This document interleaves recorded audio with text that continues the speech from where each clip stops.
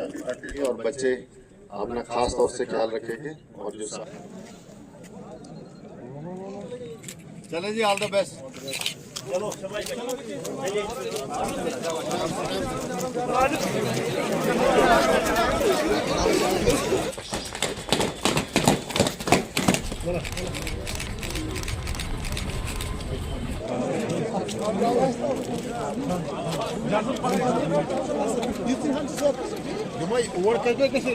आप आज राष्ट्रीय एकता दिवस है और आज सुबह जम्मू कश्मीर पुलिस डिस्ट्रिक्ट शोपियां की तरफ से रन फॉर यूनिटी का एहतमाम किया गया था और आपने विटनेस किया होगा।